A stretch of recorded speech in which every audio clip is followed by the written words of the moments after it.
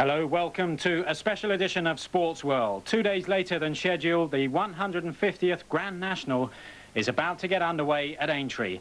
As expected, a much smaller crowd than Saturday, around 12 to 15,000 people estimated to be at the racecourse. A smaller field too for the race itself. 2 non-runners withdrawn since Saturday, Belmont King and Over the Stream, leaving a field of 36. We can go to the course now. They're milling around at the start and join Chris Poole for a show of betting. Yes, they go 7-1, Go Ballistic, enormous amount of money for him, ridden by last year's winning jockey Mick Fitzgerald. It's 8-1 Sunny Bay, 9-1 Avro Anson, 10-1 Wild Hyde, but all the professional money is for Go Ballistic. They really come for this horse who likes the fast ground, and as I say, is ridden by Mick Fitzgerald, last year's winning jockey on Rough Quest. Thank you very much, Chris. OK, the tapes have just gone up. They're on their way on the long run to the first fence. We can now join our commentator, Peter Bromley, already talking to listeners in this country. And Nuaf towards the centre, Evangelica and Low Stragoni, and on the extreme outside, Smith's Band. Over to Lee Mackenzie. And one of the greys, Dexter Dove, is also there towards the wide outside, but it's Narthen Lad and Low Stragoni and Sunny Bay and Lord Galeen as they race to the first of the 30 fences. Sunny Bay just led in the centre. They're coming over. Full of Oats has gone at the first and badly hampered turning tricks, but there were no other fallers at the first as they come now to the second fence, and it's Sunny Bay and Lord Galeen. Lord Galeen just in front there. Narthen Lad jumped it on the inside, and all the remaining runners have cleared that as they come now to the open ditch, and it's Lord Galeen from Narthen Lad and Sunny Bay. Smith's Band on the outside, then Wild Hyde, Glamott the inside, then a peck there by Smith's Band, but he recovered. They're coming over the ditch now, and at the back of the field, Newco made a bad mistake, but he's still going along with his compatriot Feathered Gale as they go now to fence number 4 with Lord Galeen just leading on the inside. Dexter Dove a mistake as we join Tony O'Hare. Coming to the fence before Beechers and Lord Galeen the leader. Smith's Band out of the centre of the track, Narthen Hyde not far behind them. Close up towards the inside, Nathan Ladd with Sunny Bay, back bar in behind them as they go over this one. Wild Hyde is also close up to the leaders. Again, all safely over. Feathered Gale, one of the back markers as they come towards Beecher's Brook. And it's still Lord Galeen from Sunny Bay, Nathan Ladd. Out wide of these is Smith's Band, Northern Hyde just behind them. They're at Beecher's now. Lord Galeen jumps it in the centre and leads over it from in second place, Smith's Band. And a mistake towards the back by General Wolf, but they're all safely over Beecher's and going to the Foynehaven fence.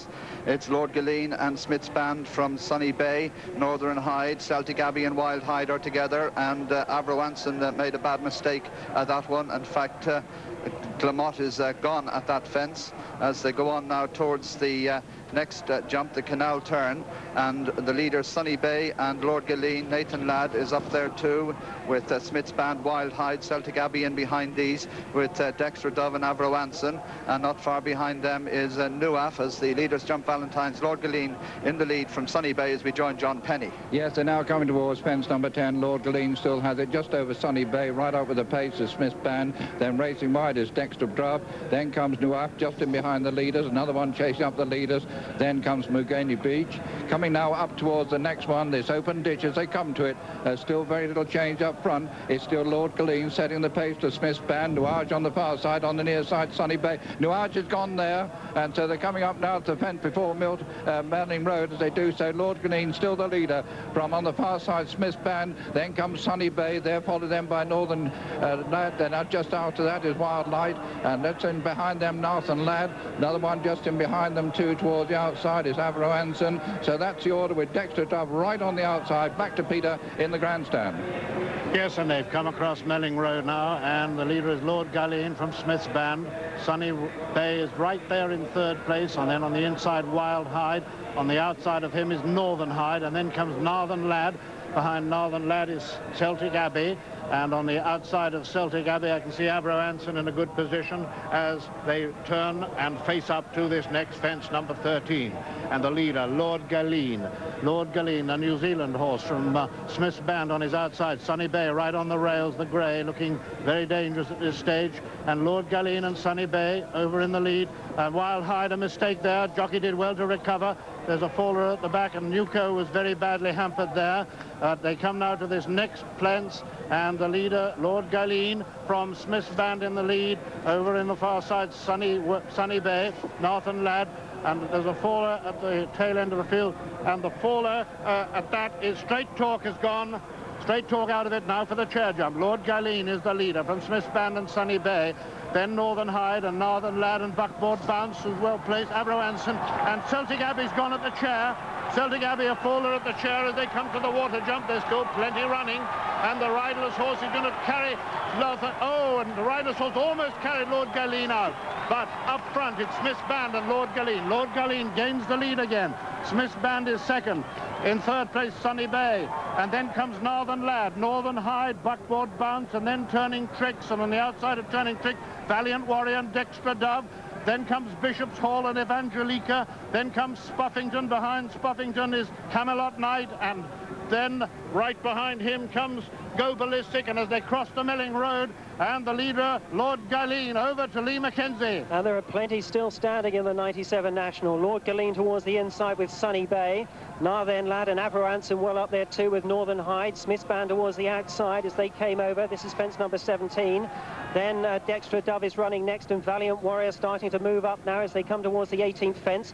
Master Oates is next then with Buckboard Banks as they clear this one. And over comes the leader, Lord Galeen, who's put in an exhibition round so far. He's accompanied by a loose horse. Sunny Bay is running second, then Smith's Band is third. They're well strung out. Then Narthen Lad, Northern Hyde and Avro Anson, then Valiant Warriors. The leader clears the ditch. They're coming over now. Then Dexter Dove and Master Oates, Buckboard Banks, and then comes Bishop's Hall, who's still going this year, having fallen at the first fence in the last 2 years, but meanwhile they jumped the 1-2 before Beechers, and it looked as though Richard Dunwoody went there on Smith's Band, but it's Lord Galeen in front as we join Tony O'Hare. Yes, Smith's Band took a heavy fall. Richard Dunwoody is up and has walked away uninjured as they come to the fence before Beechers. Lord Galeen still in the lead.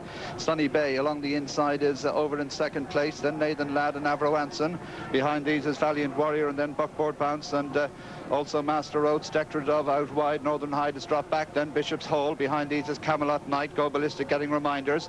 Then Spuffington and Scribbler and River Mandate refuse defence before Beechers as they come over Beechers Brook. Lord Galeen from Sunny Bay who pecked. Nathan Ladd a mistake too. Avro Anson improves. Master Oates getting into it. Then Valiant Warrior in a gap to Buckboard Bounce. Northern Hyde and Dexter Dove and Bishop's Hole and Go Ballistic and Camelot Knight. Wild Hyde is unseated Charlie Swan there at that fence. Beechers Brook, and out over the Foynehaven the leaders are still Lord Galeen, Sunny Bay, Avro Anson, Master Oates, then Valiant Warrior. Then on the inside is Nathan Ladd, and then a gap to Buckboard Bounce and Bishop's Hall and Northern Hyde and Go Ballistic, and then Dexter Dove, Lord Galeen from Sunny Bay, Avro Anson and Master Oates, Valiant Warrior and Nathan Ladd, and a gap then of 10 lengths to Buckboard Bounce, and then comes Bishop's Hole as they go to Valentine's. Lord Galeen in the lead, over from Sunny Bay, Avro Anson, Master Oates, Valiant Warrior over to John Penny.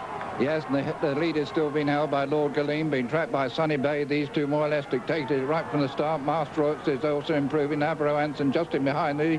Then comes Valiant Warrior towards the outside, and the leading five are then just in front of Nathan Ladd. Nathan Ladd is then being followed by Buckboard Bounce. Then towards the far side is Bishop Hall, but they're coming down to the open ditch, and as they come to it, Lord Galeen takes in fine start. Sunny Bay ploughs through the top there, but still on his feet. They have one more fence to go before they go Melling Road, and Lord Galeen has now gone about 6-8 lengths clear of Sunny Bay. Master Oates in third place. They're well clear then of Valiant Warrior, who jumps in fourth place after Valiant Warrior. Then is Avro Anson. Then comes Buckboard Bounce. Bishop Hall comes next. He's followed over by Nathan Ladd. Then comes Northern Hyde, and they're the main contenders. They stream back over the Melling Road, rejoin Peter Bromley in the grandstand. Lord Galeen, the leader, by about 4 lengths. Master Oates second. The grey Sunny Bay is a close third, and then comes Valiant Warrior.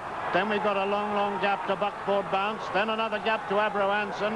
And as they come now to the elbow and face up to the last two fences, Lord Galeen is about 5 or 6 lengths clear of Master Oates and Sunny Bay, who are absolutely together. Valiant Warrior is a distant fourth. They've got 2 more fences to jump in the National, and Lord Galeen has made most of the running. Here he comes to the second last now. Lord Galeen up and over safely. Sunny Bay over in second place. Master Oates climbs it in third. In fourth place is Valiant Warrior, and one more fence between Victory and Lord Galeen. Here he comes to the last. Lord Galeen, the leader. He's safely over it. Lord Galeen on the run-in. Well clear of Sunny Bay. In third place is Master Oates. Then comes Valiant Warrior and Buckboard Bounce and Camelot Knight and Avro Anson, but they don't matter because the leader is Lord Galeen. He's got to the elbow. He's desperately tired, but he's got 200 yards to go between him and the winning post. And it's Lord Galeen and Tony Dobbin. They have 100 yards to go. This great New Zealand chaser, he's made it all. He's winning an epic Grand National. He did it the hard way. the Grand National. We've got to go back 15 lengths before we come to a grave effort by Sunny Bay. Then comes Camelot Knight, Buckboard Bounce, just finishing his Master Oates, then Avro Anson, Killishin, Dakin's Boy is finishing now, then Nathan Ladd, then Valiant Warrior, just coming in is Antonin, then Northern Hyde, then we've got Turning Tricks coming past the post now, will be Pink Gin, then Nuco, and the last but one is going to be General Wolf. The last of all, there's another one. Last but one is going to be Go Ballistic, and coming in last of all is Evangelica, and that is all there is to finish, where a heck of a lot of horses stood up for the first circuit, but they couldn't match the blistering speed set by Lord Galeen. Up front, jumping brilliantly, trained by Steve Brookshaw. May I just say that the Brookshaw family has a marvellous relationship with this race, because, of course, Tim Brookshaw finished on Wineborough without any stirrups, and he was one of the great Aintree jockeys.